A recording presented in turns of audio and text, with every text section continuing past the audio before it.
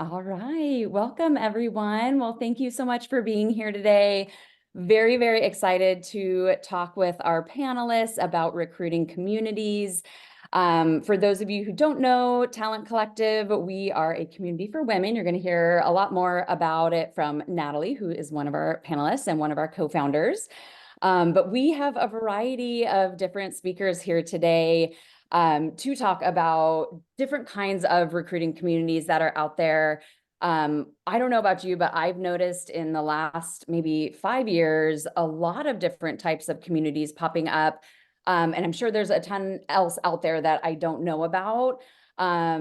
So it's going to be really exciting to dive into a couple of different types of communities here today, and really, pros and cons and what's right for you. And you're probably already in some. So it'll be exciting to hear more about some other variety. And for those of you who are here, we'd love for you to get in the chat and put your name in there, maybe your profile, LinkedIn profile, where you're at, and definitely encourage everyone connecting with each other, because that's what we're all about as recruiters, right?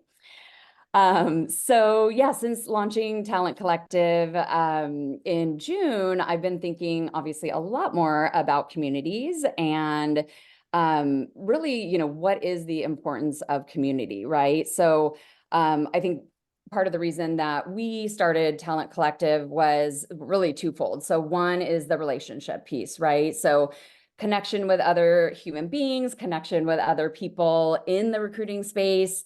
We have such an amazing, I've said communities a million times, but so, lack of a better word, it's such an amazing group of TA professionals, and it's so fun meeting new people, but also really building those relationships. And then the second piece is really like the professional growth, like gathering information, getting new information, finding out about new tools, right? So it's kind of that piece of like continuing to learn and grow professionally. I just wanted to throw out a stat here about loneliness, because I think that that's a big piece of, why communities form, is to hopefully prevent loneliness and give people an outlet, give people a way to make those connections. I was doing some research and I was finding kind of some crazy stats out there, but anywhere from 25 to 60% of people in the US are experiencing loneliness on a regular basis, which is very sad. And, I think all of us that hold some kind of community are hoping to solve that in some way, and, just really help make connections for people in our space. And so on that note, there are many different ways that people in recruiting can find communities. So we're gonna meet a few community leaders here today. So I'll just do a brief intro on our panel, and then we're gonna go around and give each of them an opportunity to introduce themselves. So first, we have Jeremy Lyons. He is a co-founder of RecOps Collective, so all about recruiting operations. A community for RecOps, built by RecOps professionals. Next, we have Gerry Crispin, founder of CareerXroads, which is a trusted community of recruiting professionals, very tight, intimate group, mostly leaders. And then we have Will McGee, who's the founder of Recruiting Dynamite, and his community is all about training and giving people that professional development and helping them really excel in their roles. We have Martin. Is it Hauck? Sorry, I didn't say your name ahead of time. Hauck, good. Yeah, cool. Founder of the People Slack group. So welcome, Martin. And then we have Natalie Stones, co-founder of Talent Collective, community for women and TA. So we can go through each of you, and why don't we just go in that order? So Jeremy, Gerry, Will, Martin, and Natalie. So introduce yourselves, tell us a little bit about your background, like why you're qualified to lead a community, and what kind of community you have. So Jeremy, take it away. Sure. And I know that people are probably going to have to be clear, because Gerry and Jeremy oftentimes think it's switch, but I've been hearing that my whole life. So I've been in the RecOps space now for about 6+ years. And what makes me sort of qualified to speak on it is that for the better part of those actually for the entirety of those 6+ years, RecOps was still being developed and was still is still sort of on the newer side. And it was always this place where people were doing the work, didn't know what to call it. And now it finally has a name. Now it's finally coming to light. And for better or worse, I've been one of the most outspoken people on this space, sort of saying, you know, okay, this is what could be RecOps. This is what RecOps really is. And speaking to that. And so earlier this year, I took the long form articles that I had been writing and decided, with all of the layoffs, with how the market was shifting, and with people still not really knowing what RecOps was, jumped in and basically started making sure that the RecOps community knew that we weren't sort of this group in the shadows that was going to get overlooked for recruiting roles simply because maybe we hadn't been actively recruiting. So that's kind of my backstory. I've since grown the network and have sort of one of the more unique value props in that it is RecOps specific content. And I don't run a Slack channel or anything. Everything is off my newsletter. So, yeah. Awesome. Pleasure to be here. Thank you, Gerry. All right. And Gerry, you're up. So I'm just a student of recruiting and have been for a few years, about 50. I tend to really enjoy and have very passionate about this profession, if you will. At least it should at some point become a profession. I look forward to that. I got fascinated by where we were going with recruiting about 30 years ago and formed a company called CareerXroads to take a look at some of the technology issues and how they would impact recruiting in the future. About 20 years ago, a little over 20 years ago, I realized there was a gap that was happening at that time. And essentially it had to do with people who were trying to figure out how to put together all the tools, all the systems, all the policies, all of the things related to recruiting. And yet, many of them were restricted by their company in terms of either legal or policy issues about what they could or could not say. And I wanted to build a kind of a trusted environment where they could talk to one another. And so began basically a journey starting around 2002 that continues to this day. We have about 100 companies. The talent acquisition leaders, most of them are in large firms, hiring between 5,000 and maybe 100 or 200,000 people a year. So it's significant in terms of those numbers. And they do want to talk to one another, but they want to do it in an environment in which they can trust that it doesn't get into the Wall Street Journal tomorrow. And so I started thinking about what really constitutes a community. And so hopefully we'll get into a little bit of that shortly. But restricting talking about some of the issues that would restrict who would be part of that community in a way that would allow for better decisions to be made and for people to come together to help one another has been kind of an ongoing journey, if you will, and continues to this day. I will tell you or end with the fact that I still study community in depth. And when I celebrated my 75th birthday a year and a half ago, I did that at Burning Man because for me, it is one of the most interesting field experiments in terms of how community forms and evolves in 10 days. And so it creates a way to rethink how you use the tools, the policies, the systems, and the thinking around community from my perspective. So I tend to look less at the platform that we're on and more what we need to do with the platform, regardless of how strong it is. Well, Gerry, you just sold Burning Man to me, so I guess I'm going to have to go at some point. So thank you for that. So thank you, Gerry. I was just so impressed when I met you the first time, and we're actually going to have Gerry coming back to Talent Collective and doing another like full workshop in January. So really excited for that too. So thank you, Gerry. And Will, you're next. So as a fellow burner, Gerry, I'm with you. So love it. And I just want to say you guys are awesome for joining this program. There's so many recruiters out there that are so afraid to like learn about something new, especially something like communities. Like, oh my God, like what are these communities about? So kudos to all of you for being here. And thank you for the Talent Collective to put this on. So what about me? I am a agency recruiter. I've been an agency recruiter for 10 years plus, over a decade, usually top performer at whatever agency I was at. I saw a big problem with the agency side of things, and I decided to go out on my own and do my own thing and kind of create a new type of model that was more focused on, creating a buzz and doing the social part and actually being a connected part of whatever space that we were in. Something that I think recruiting kind of fell away from in a lot of different ways over the time and the history that it's been around.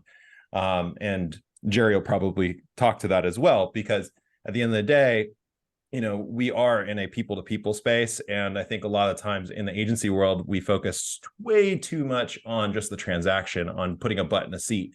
And sometimes even internally, so with some of the talent acquisition specialists I spoke with, there is more of a focus on just getting somebody into the role versus making sure it's the right fit a lot of the time. So did that, brought it to a really great piece with my wife and I, just the two of us. We made it pretty successful in a few years, and we were really proud of what we were able to build.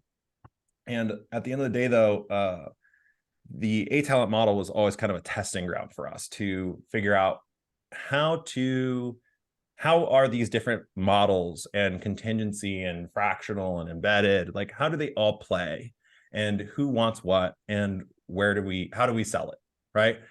And so we started creating content with Recruiting with Dynamite. That was what spawned it. Recruiting with Dynamite was a newsletter, or is a newsletter, that helps recruiting agencies just get that top of funnel go-to-market strategy on. And then we transitioned that into our community, which we are really proud of, and we're still building. And with that community, we are more engaged. We, especially in the agency world, everybody's so secretive about their very unique process that's not very unique. So I wanted to expose those things, like just have real conversations and actually better each other. So that's my story. Hopefully you guys, if you guys are a part of the recruiting agency world, come join Recruiting with Dynamite. I'd love to have you be. Awesome. Thanks, Will. I know I really enjoyed chatting with you in our prep call too about that. So we're going to come back to that secretive topic a little bit later. Martin, you're next. Hey everyone, I'm Martin. Super grateful to be here today. Thanks, Krista, for reaching out.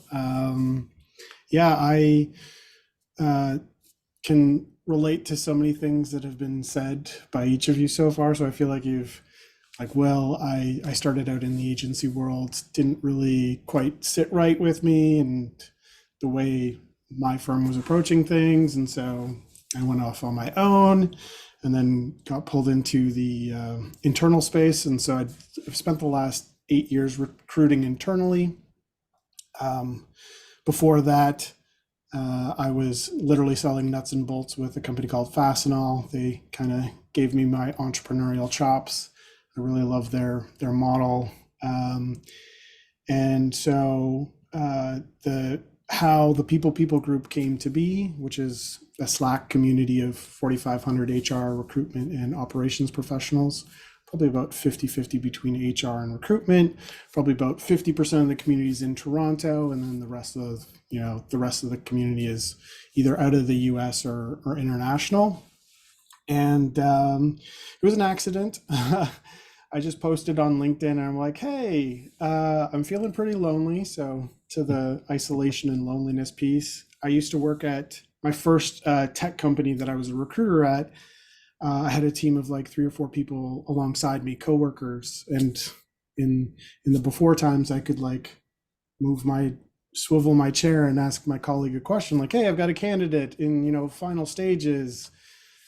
And they just came back to me like either just to vent or to like get advice or an opinion on something. That was like wildly, especially for like my learning style. I have ADHD, and that was how I learned. And so when I got poached from that company to work at another company, which was fantastic, but I was the only recruiter there, and the person who had been doing the recruitment prior to did a wonderful job. But she just hated it. And she was like, I don't want to do recruiting anymore. This is why we hired you. So you go for it. And I don't want to talk about recruiting for 6 months. I'm like, okay. But then I missed that swivel thing. So I put that post onto LinkedIn, and I waited a few weeks. I didn't do anything with it. And then I invited some folks, and yeah, we went from, over the last 7 years, we've gone from like 50 to 4,500 folks, and was recently restructured in May, and was very grateful that I had been pouring, my blood, sweat, and tears into the community for the last little bit. And so community doesn't necessarily make money that would pay for the purple lights or the electricity that pays for the purple lights, but I do fractional consulting on the side with a business partner, and I'm trying to figure out how to intertwine the two without being overly salesy. So that's me, and yeah, stoked to be here and nerd out on community and recruitment. Thank you. Awesome. Thank you, Martin. All right. And our last person here, we have Natalie Stones. How do I get these purple lights? Are they from Amazon? Like, missed the memo on the purple lights. Love them. Hi everybody, I'm Natalie. I feel like I know most of at least the ladies in this room and all of our panelists. So it's really nice to be in good company here with people that I've met before. And that is the beauty of community, is building network and connections. And that's really how it kind of got started. Just a little backstory in myself. I met Krista in grad school many, many years ago. And after grad school, we actually, very similar to Martin, we were in the trenches together at our first agency recruiting job, and we literally shared an office, and we could swivel our chairs and go get our afternoon Starbucks and do all the things. And we had an amazing 8 years doing that together. And then we eventually, did our own things, going in-house recruiting and whatnot. And so that's how I know Krista. And Tammy, our other co-founder, is here. I met her through just other recruiter connections. When I got laid off twice in the past 3 years, I was like, screw this, I want to do my own thing. Also went fractional and started Talent Refinery.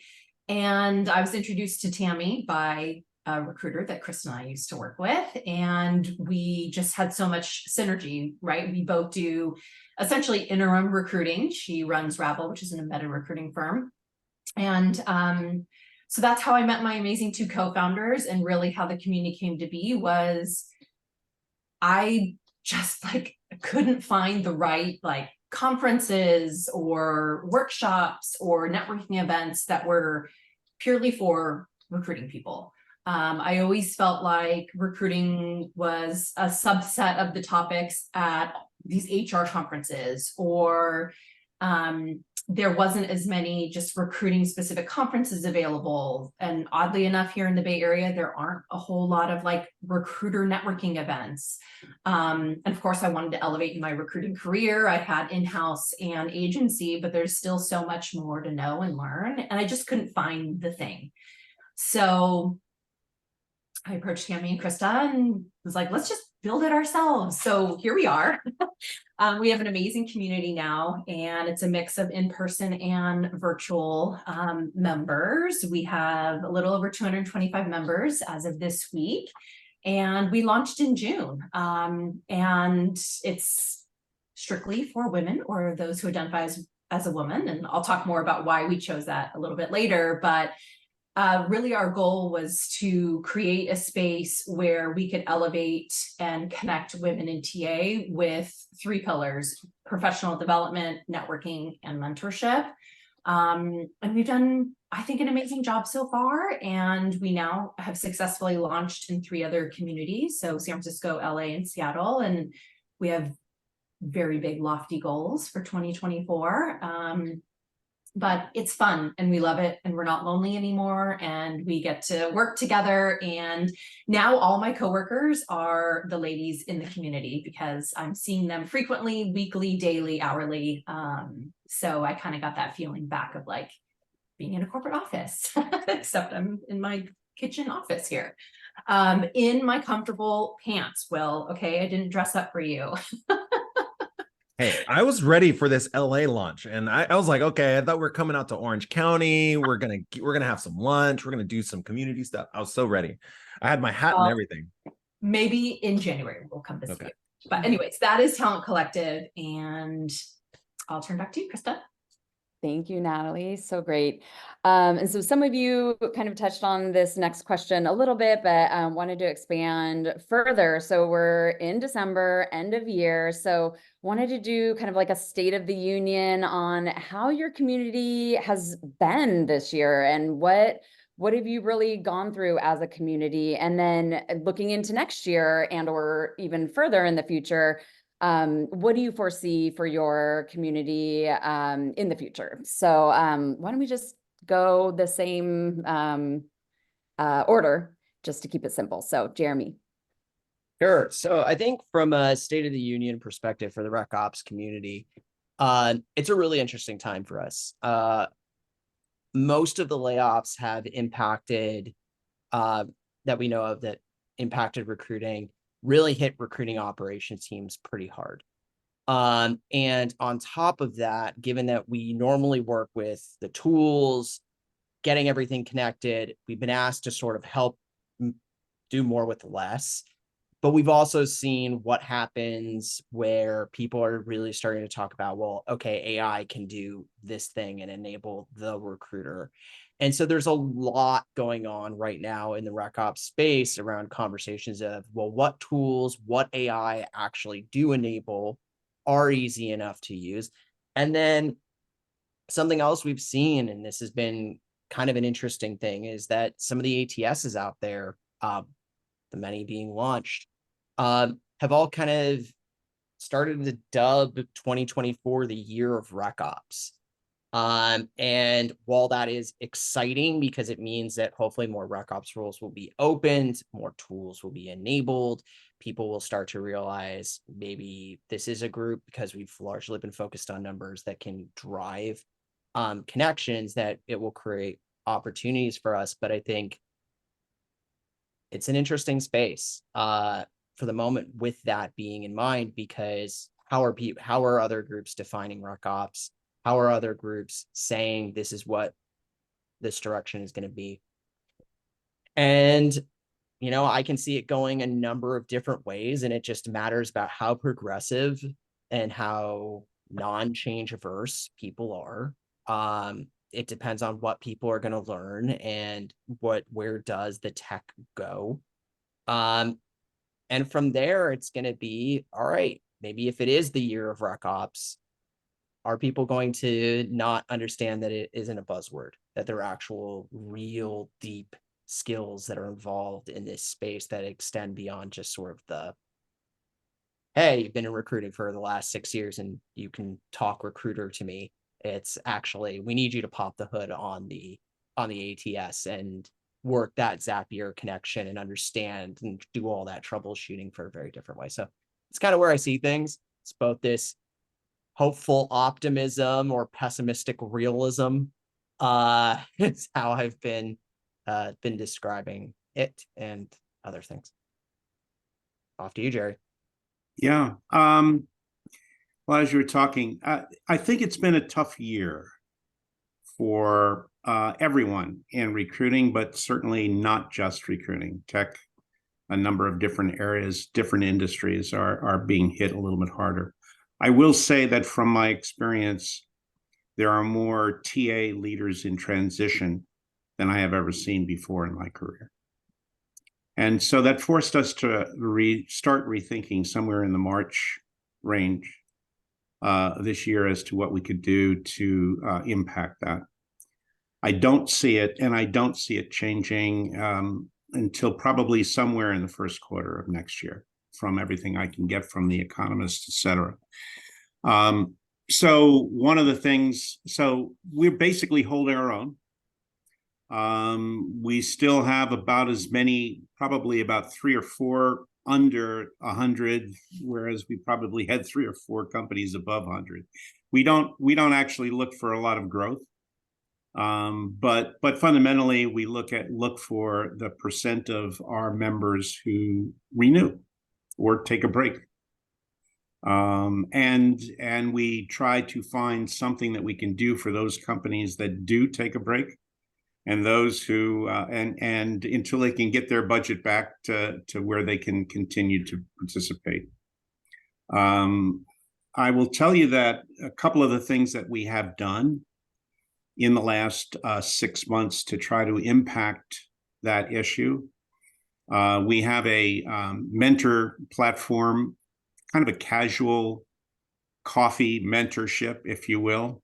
And we have about 230 TA leaders in several different parts of the industry who profiled themselves and said they're willing to talk to anyone who wants to talk about job, career, or just their stage in life, if they thought it would be useful to them. And we have several hundred recruiters who have taken advantage of that, looking at their profiles and engaging some of them. So there's that. We also made a promise that we would interview anyone who is a talent acquisition leader in transition, and if we thought our platform could help them, we would make them a member for free during their transitions, so that they would be in a position to be more current in their conversations. We run 2 to 3 sessions every week, virtually, and basically one face-to-face meeting almost every other month in some part of the United States, and typically once internationally. So we're kind of committed to those kinds of things that impact that. And I think in the future, the kind of content that we generate, which is primarily from the members themselves in terms of case studies, their usage, what's keeping them up at night, etc., is going to increasingly be supplemented by expertise and guests that we can help participate in the community itself. Yeah. The state of the union. I think if we're looking at the whole market, the recruiting market, we had a massive uptick and a lot of people jumping into what was assumed to be a lucrative career. We finally got our time to shine, if you will, as the Great Resignation hit. And a lot of people, to be honest, jumped into this space for wrong reasons, in my personal opinion. And I think there's a lot of people who honestly shouldn't be in this space. And there's this new kind of fluctuation that's happening. And I feel like that is forcing us to evolve as a profession. And that's a big part of what Recruiting with Dynamite is all about, is like not getting left behind, because more and more companies are really focusing on not just the talent acquisition piece, not just butts in seats, not just I want this great candidate, but even to Jeremy's point, it's this, how can you bring a business function to our talent acquisition strategy? How can you be more than just someone who's picking up the phone and asking a few questions? And how can you sell essentially our company if you can't even sell me on the go-to-market strategy side of what you do as a company? So I think that's a big part of what our community is all about. And it's the biggest pain that I think recruiters are having right now, is this realization that, you can't just be an administrative role. You can't just be a salesperson. You do have to have a business mindset. And and what's been driving our community is bringing in different perspectives from different industries. So we don't just solely look at recruiters who are top billers, for example. Like, I honestly could care less if you're a top biller. I want to know if you have a strategy, if there is something that you're bringing to the table that's new and innovative to what we've probably been dealing with in the past, and how can you upskill our people who are actually genuinely interested in that? Can be content creation, that can be a sales cadence and having a sales perspective. It can be strategic and operational, analytical. However that is, whatever we need to do to better you as a person and as a recruiter, and start getting you to think about more about the business versus just about the people, or just about the activity of what you do, I'm all for it. And I think what we're seeing also on the strategic side internally is, yeah, like, there's not the first thing that goes in a bad time is the recruiting function. And you saw companies like Facebook and Meta hired thousands of recruiters and all these different positions, and tried to create like what would be considered a sales organization of like these different layers. Honestly, like, to have a scheduler or somebody in that as a role, it's just, that's gone. We're gonna start seeing more lean types of positions and fractional work on the talent acquisition side. So that's what I see. But that's me. Me? Yeah, State of the Union for the people group.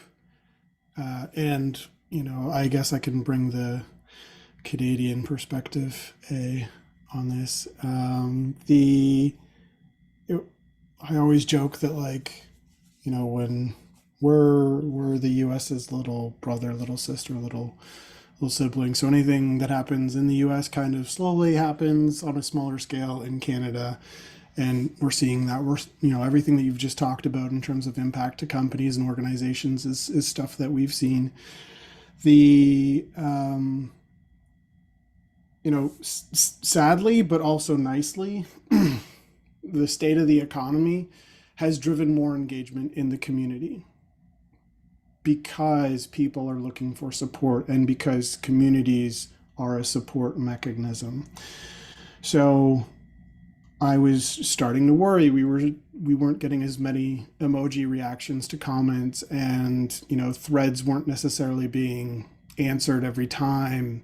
And I was just sort of seeing like engagement dip, but the size of the community continue to grow. And there's a whole community manager problem there in terms of like the more people you add, a dilution of opinions, a fear of speaking out in a larger group versus smaller, etc. Those are all interesting philosophical things we could probably jump into that I would love to, just because I don't have the answer to it either. But in terms of like State of the Union, what people started doing was supporting each other more and more openly, regardless of where they were in their positions. Myself, I got impacted. I told everybody that I got impacted, and I told them what my plans were. I told them I didn't know what was going to happen. And because I'd always been building the community on the side of my desk, now that it's more focused, the community's starting to see that I have more time to put into the community, and literally anything you give attention grows, right? If you get a plant and you water it regularly, it's going to grow. If you get a plant and you don't give it attention, guess what? Plant's not going to grow. And so the same thing is for communities. So now that I'm giving more of my attention to the community, other people, there's this sort of like natural, organic, sort of like follow along kind of mentality, is like, if I create engagement, or if I jump in with comments and participate more, you start to see other people participate more, which is nice. Yeah, I guess the thing we touched on, the tools and the AI and whatnot. I don't know if, like, my hot take is that like a lot of people still don't know how to use Excel properly, and so great that you know, all this AI stuff exists, and I'm definitely for people using it to their advantage, but like we're getting so caught up with like all this new cool stuff, and we're forgetting that there's like some basic fundamentals. Like companies have a hard time of communicating right now, just in general, because of the hybrid whatever process, part of the new work culture. So I, as scary as AI might be from like a recruiter perspective, I'm also not really afraid of it, because it's just gonna be that tool that helps us. So yeah, no, that's my take on it.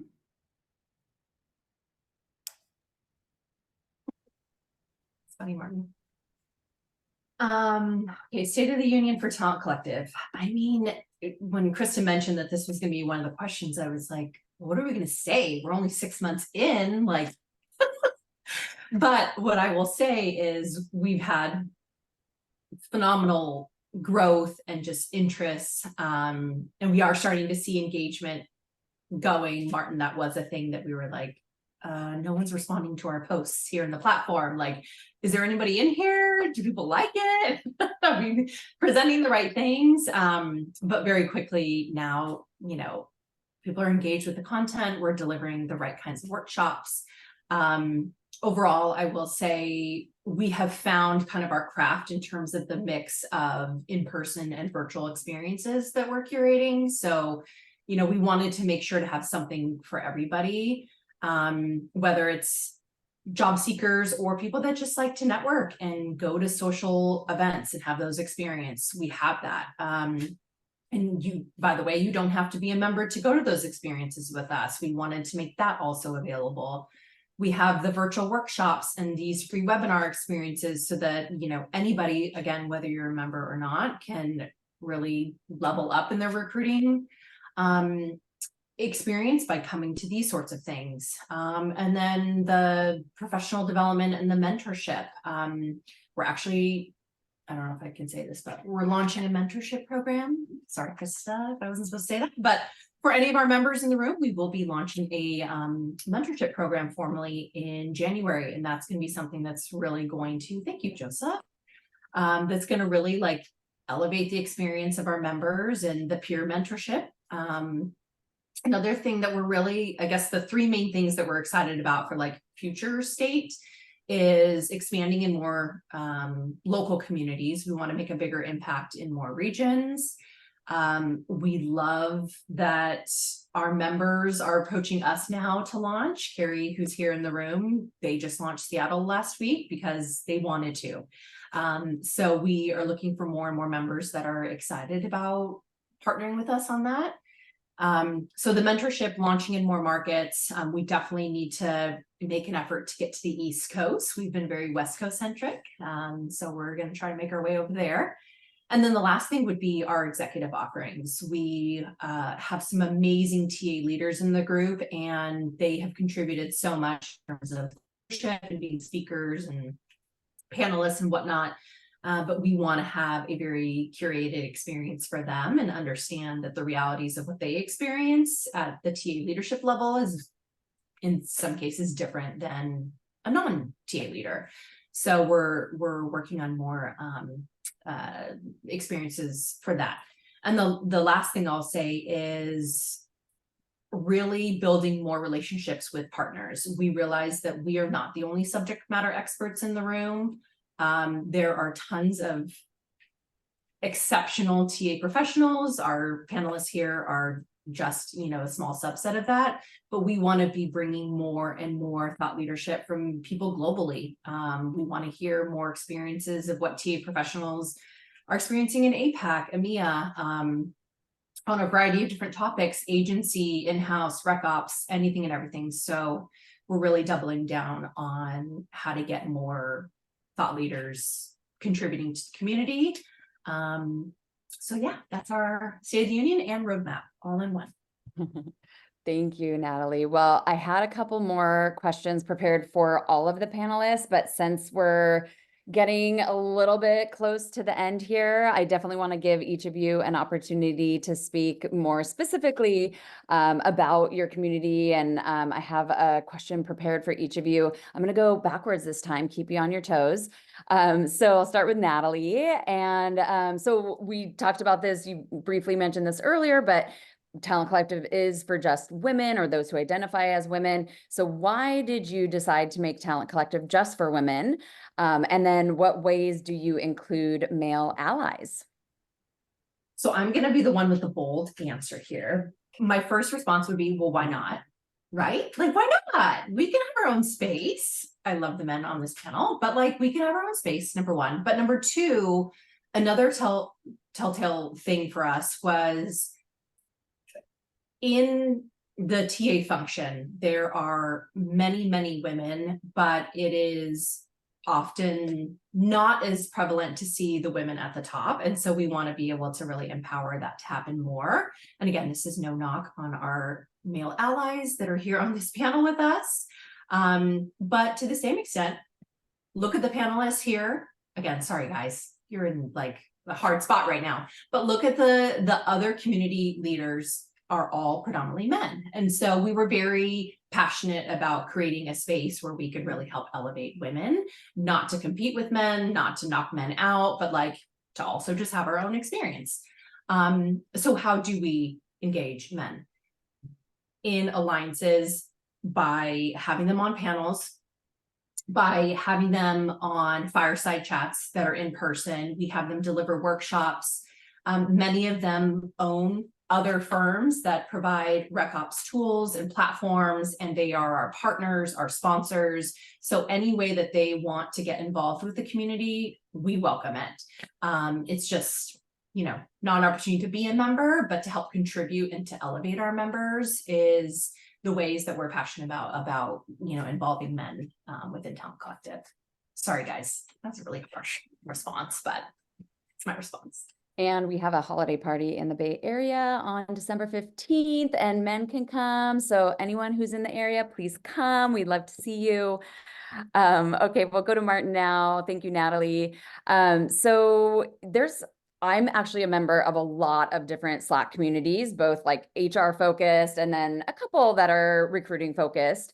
But would love to hear from you, Martin. We talked in our prep call about like your members coming to you saying like, this is a free platform, but I would pay for this. And I get more value out of this than, you know, another community that I'm actually paying for. So how is your community different? And how do you really drive that engagement and that value? Yeah, no, great question. Just very quickly to Natalie, Krista, and Tammy for starting this. Definitely just love the fact that you've started it, and there's nothing to apologize for not including guys. I mean, until pay equity is here, and even afterwards, you totally deserve to have your own space. And I'm just glad that you've created it, because it's always good to see. So thanks for doing that.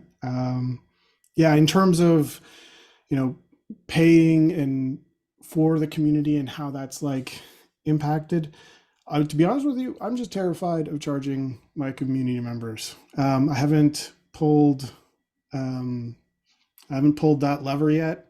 I worry that, you know, 4,500 members will go down to 1,000, and then my business partner who runs a design community, he's at about 8,000 members, Slack community in Toronto. So I sort of brought him on because he does really good conferences, and he was like, Martin, what do you want? Do you want 10 sponsors who are your customers, or do you want 4,500 customers who expect wild and crazy potential, you know, expectations, or do you want 10 that you can manage? And so that sat with me because I didn't want 4,500 customers while I was working a full-time job. I am looking towards sort of like a paid model, but I'm looking towards sort of, you know, some of the things that you're talking about right now, like mentorship and networking and very specific events, looking to create sort of a premium version, a paid version on top of the free version. So everything you get now within the people group, you get regardless. But if you see value in it and you want to support the community and kind of like, we're not going to become a unicorn or whatever it is that happens before a unicorn company, in terms of like, we're not going to be like this massive revenue generating thing in a short period of time. I'm just more interested in kind of like growing organically, seeing where things go. It's a trade-off that I'm comfortable with right now. And yeah, when I do pull that monetization lever, I want to do it thoughtfully in a way that sort of like for the community, by the community sort of mentality approach. Hopefully that answers the question. Yes, thank you. Awesome. And then next, Will, so we talked about this briefly earlier, but you know, kind of that aspect of, especially on the agency side, recruiters like having this like intense competition, not wanting to share their secrets, which like, and you were so funny to say like, they're not secrets. Pretty much everyone's doing the same thing, right? But how have you been able to break that mold within your community, right? So kind of like opening up the veil and sharing best practices. I think by just leading by example, to be honest. Yeah, I get told this literally on a daily basis now. It's like, oh my God, your content is so refreshing to hear. I needed to hear that. And it's crazy to me because I'm like, guys, this is basic stuff. And when I put it in terms like that, it's just like it pulls people away from making it so secretive, and it takes them away from this scarcity mindset, because they start seeing, oh, like what I thought I was doing with this Dripify automation, like literally thousands of other recruiters are doing the same exact thing. In fact, they're probably doing it better. And at the end of the day, it's just like, yeah, like we can do this together, guys. Like not all of my clients are your clients. In fact, if that's the case, then we should probably we probably have a big issue here. So I don't know. I think it's just about leading by example. I think we've done a good job of just like pulling back the curtain. This is what we do. And one of the things I've also realized is that when people are successful, people who are really honestly successful and are confident in their success, they have no problem sharing. Like, I think people who are not successful typically are the ones that are more scared to share, or they might have a lack of confidence in it, and that's okay. You know, hey, you might not be that confident today. Go get confident, because, like I said, you bring your own special sauce, and we really empower people to focus on their own special sauce. So, yeah, I think that's the big thing. Just lead by example, showcase people who are really successful, and like basically make it so it's just kind of a non-conversation starter of like, yeah, just why would you hold this back? So yeah, you make so many great points, and I'm all for that abundance mentality. There is enough to go around. Maybe it doesn't feel like it right now, but there will be, and all the seeds you're planting right now are gonna go somewhere. So thank you, Will. Appreciate that, and appreciate you leading by example, because I think that is something that I'm really looking forward to seeing evolve and change within the recruiting profession. All right, Gerry, you're next. So I think you win the award for the most long-standing, like you've got the history here, and we could probably learn so much from you. But you also have a very engaged community, and that was something that really impressed me, as I mentioned, when you and I chatted originally. So what are your secrets to success, and how do you keep your members so engaged?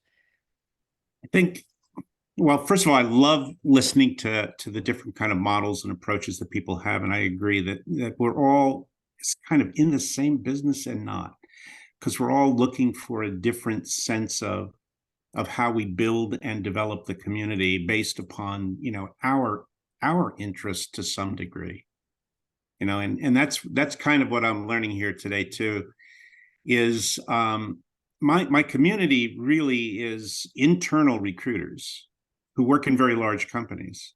And part of it is because it's a little bit of my history, but it's also where my passion is.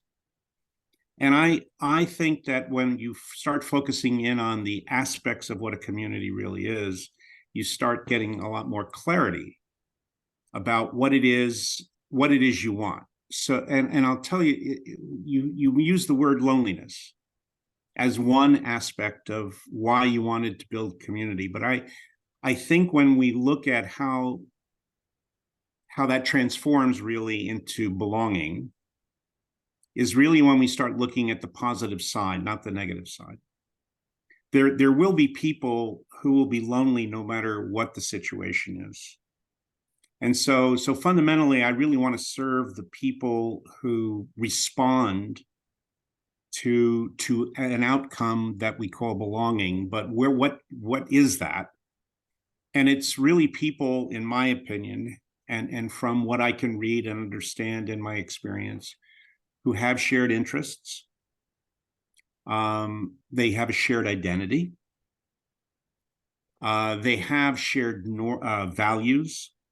And we start looking at the ones that we want to emphasize. So for me, for example, many years ago, I focused on 4 things. I wanted to surround myself with people who had a passion for recruiting and could demonstrate that to me.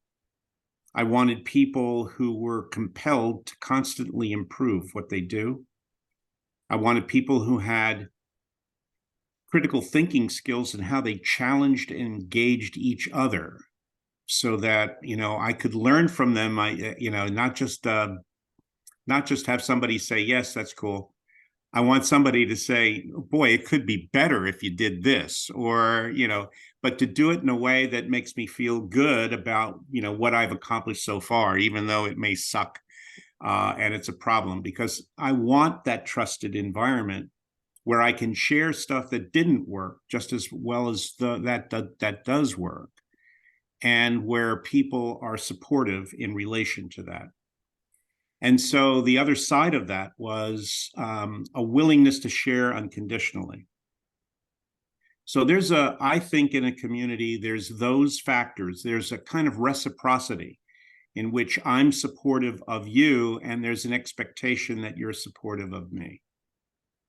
And obviously, if I can get everybody that way, then it's an easy job to facilitate, right? Because you don't have to spend a lot of time monitoring the edges of all of that.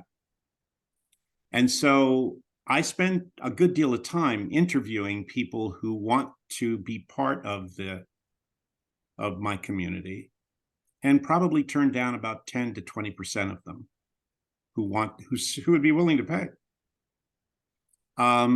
But I try to be as kind as possible in helping them find those things that they are looking for that I don't think they're going to find in the community. I do also, if I look at the people who participate and are adding value to CareerXroads, I will tell you that probably the strongest professional leaders in recruiting on a global basis are women. I'm just telling you, if I had to rank the top 10, 8 of them are women in some of the most incredible companies in the world, in CVS, in Ford, in Enterprise, Rent-A-Car, in a variety of different places. I can easily come up with extraordinary women out there. And so I think there's real value in your community focusing in on those interests, those shared interests and identity, and how they can and you can help others. And I love the fact that, you should be focusing on your allies and how your allies are helping you as well in terms of that. I'm convinced that part of the success of any community is understanding, again, some of those key pieces, and then experimenting like crazy with how I'm going to organize and structure, and if I can make it monetary so that I don't have to have a side gig. I get it. You want to be able to do those kinds of things, and I think that comes over time. And initially, you know, the first year that we did this, we did have side gigs, clearly. By the time we came to our third or fourth year, we were able to convert totally to what we do. But you know, CareerXroads still has only 4 employees, counting me, and I kind of view myself as a bit fractional at this point anyway.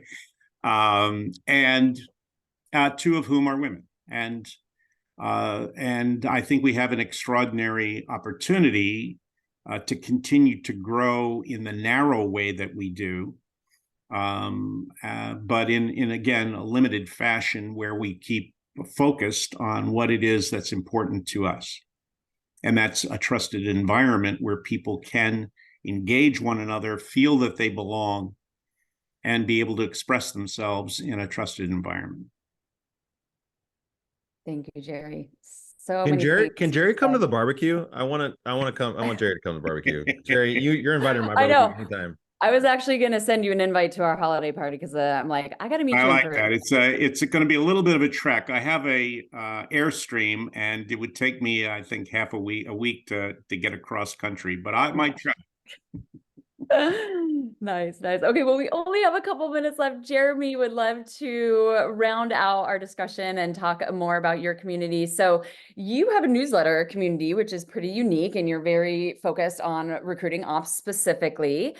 So tell us what has been the most impactful part of having a newsletter community, and what kind of impact the newsletter has had on your community.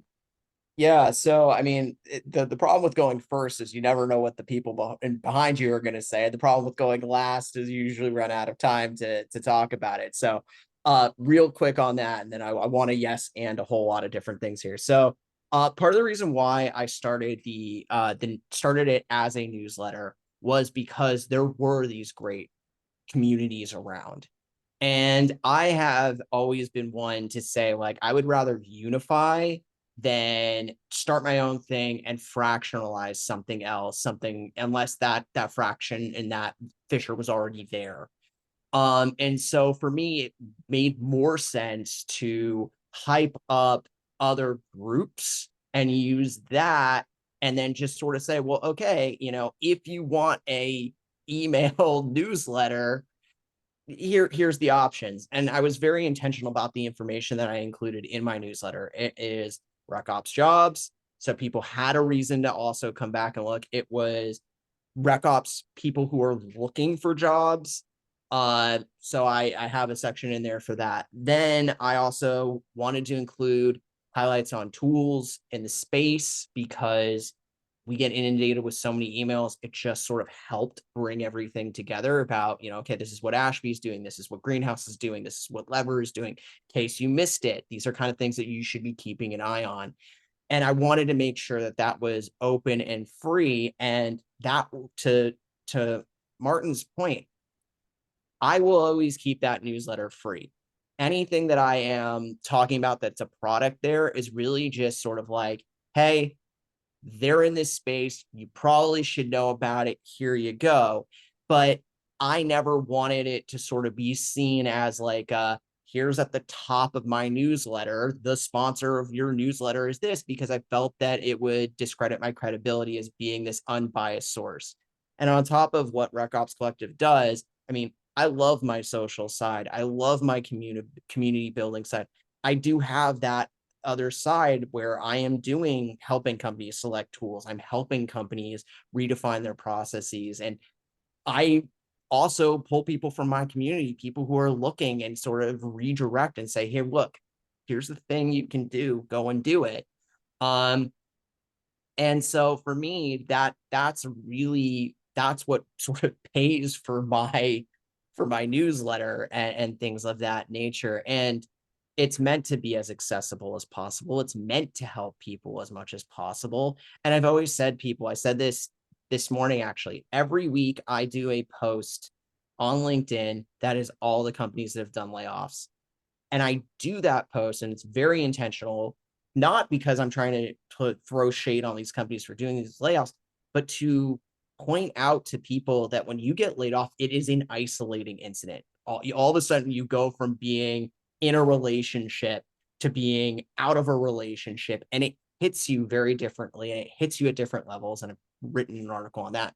But I do the post specifically so that people who are affected and impacted have community that they can go to and see people. And also, most of my networkers, recruiters. Recruiters, if you see companies that have been laying people off, that's, go and look. You will find people who are talented people. So it's sort of a call to action there.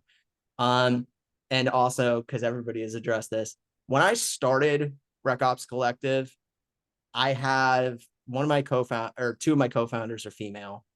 I wanted them to be front and center. I asked them to be front and center. I am not a put me in front of the mic kind of a person. And I knew what it would be. And both of them were like, well, we're in our regular jobs. We don't really want them to know. So you kind of have to do it. But the minute that they are out of those jobs, or they're like, hey, look, I'm in a comfy enough place now, I can do it. I am glad to step aside and let them do and put people in front, because that's what I think should happen too. And I work with a number of really bright women. Most of my network is very, very, very, very bright women. And I learn from them day in, day out. And for me, that is so important, because it gives me an entirely different angle that I learn from it. I would say this, I am so lucky that they will answer every question that I have, no matter how stupid it is or just short-sighted as it is, to help me learn and help me be a student of the game. Like Gerry has mentioned, I'm a historian by just growing up and the stories that have been told to me. And that's really, really, really important to me, to maintain this is the history. This is why you have to do it. Thank you. Thank you, Jeremy. Thank you to all of our panelists. This was such a wonderful conversation. Please connect with our panelists. They would love to chat with you, I'm sure. Really excited to see Gerry in the new year for his workshop in Talent Collective. But yeah, thank you all for coming, and thanks to our panelists who've given us so much amazing information today, and hope you all have a great holiday season.